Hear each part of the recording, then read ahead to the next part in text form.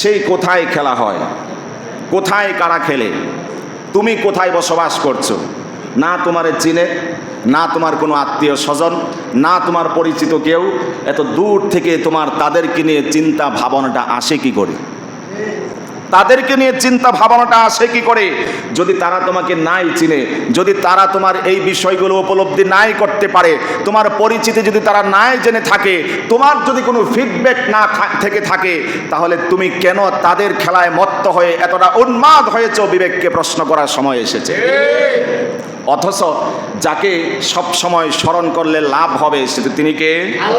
আওয়াজ করে বলেন আল্লাহ রাব্বুল আলামিন কোরআনুল কারীমে ইরশাদ করেন, ফাযকুরুনি আযকুরকুম ওয়াশকুরুলি ওয়ালা তাকফুরুন। আল্লাহ রাব্বুল আলামিন বললেন, ও আমার বান্দারা, ফাযকুরুনি আযকুরকুম, নীরবে নির্জনে নিরালায় যেখানেই থাকো আমি আল্লাহ রাব্বুল আলামিনকে স্মরণ করো। যখনই আমি আল্লাহ রাব্বুল আলামিনকে স্মরণ করবে, আমি আল্লাহ রাব্বুল আলামিন সাথে সাথে তোমাকে স্মরণ করব। সুবহানাল্লাহ।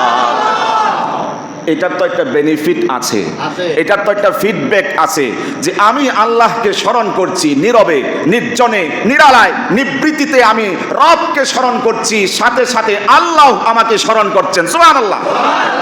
কিন্তু তুমি কোন জানোয়ারকে, কোন লাল চামড়াওয়ালাকে তুমি এইভাবে এতটা হৃদয়ের জায়গা করে নিলা, জিন্দেগিতে তোমার নাম জানে না, বাপের নাম জানে না, ঠিকানা জানে না, তুমিও তাকে চিনো না, সেই মুশরিক বেঈমান কাফেরের প্রতি তোমার এত ভালোবাসা হৃদয়ে কেন জাগ্রত হলো?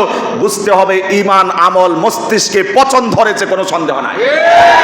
তা না হইলে মুসলমান হইয়া, সিজদাকারী হইয়া, নামাজি হইয়া মুশরিকের প্রতি এত প্রেম, আল্লাহর ভালোবাসা উতলে ওঠে কিভাবে তোমার?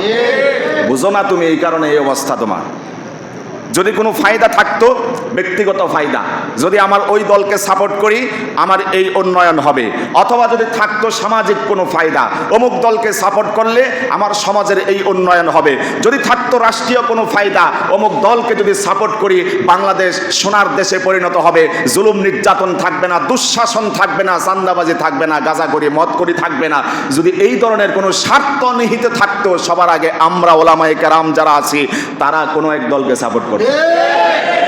কোন দলের সাপোর্ট করে তো আমার দেশের কোনো ফায়দা নাই, নিজের ব্যক্তিগত কোনো ফায়দা নাই, পারিবারিক সামাজিক মহল্লাগত কোনো ফায়দা নাই। তারপরেও যদি এত দূর থেকে তোমার ভাবনা তাদেরকে নিয়ে থেকেই থাকে, বুঝতে হবে ঈমান যেটা তোমার আছে সেই ঈমানটা পচে গলে বর্তমানে আইসিইউতে আছে।